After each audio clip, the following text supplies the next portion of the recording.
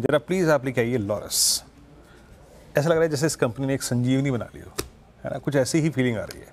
इसका कोविड का हाई था 2021 का, मतलब मेरे ख्याल से 723 का, जो इसने पार किया 21 जुलाई को। 21 जुलाई को 721 का भाव, आज 893। दिवाली ऐसे चमत्कार मंदी के बाजार में कम ही देखने को मिलते हैं, लेकिन ये सत्य है। एंड लुक एट आउटस्टैंडिंग, अभी भी 36% roll over. Monday, Tuesday, Wednesday, Thursday अभी पेंडिंग है। मेरे ख्याल से डिजिट्स 94 के पार जाएंगे। नंबर्स कैसे रहे, कमेंट्री में क्या था, और एक और चीज़, हाउस व्यूज क्या है।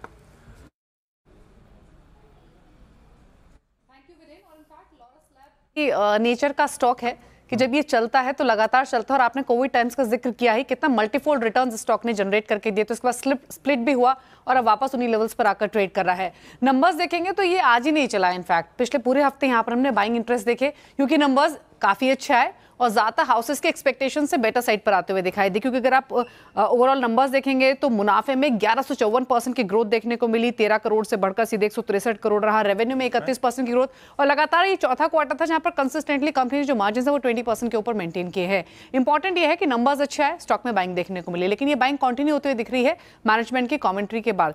मैनेजमेंट ने आगे का आउटलुक शेयर किया है, हालांकि कोई कंप्लीट गाइडेंस नहीं दी है, लेकिन आगे की परफॉर्मेंस कैसी रह सकती है कुछ पैरामीटर्स पर कहा है। कंपनी ने कहा है कि जो उनके ग्रॉस मार्जिन्स हैं वो इस फाइनेंशियल ईयर के एंड तक 55 से 60% के रेंज में रह सकते हैं। दूसरा, उन्होंने ये कहा कि जो उनका CDMO बिजनेस है, यानी कॉन्ट्रैक्ट मैन्युफैक्चरिंग या डेवलपमेंट वाला जो बिजनेस है, वो लगातार काफी अच्छा परफॉर्म कर रहा है। काफी stronger contribution non anti retro viral products की तरफ से रहा है, और CDMO बिजनेस लगातार मार्केट शेयर यहाँ पर ग्रो कर रहा है। ये की ग्रोथ ड्राइवर रहे हैं कंपनी के लिए अब तक।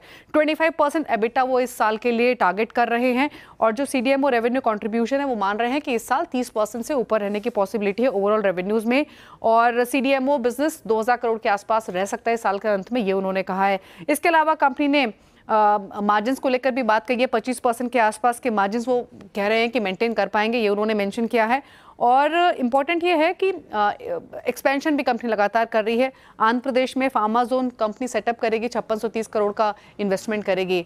तो नंबर्स अच्छे, नंबर्स के बाद कमेंट्री अच्छी, लेकिन अगर आप हाउस व्यूज देखेंगे वीरू, तो वो काफ़ी इंटरेस्टिंग है।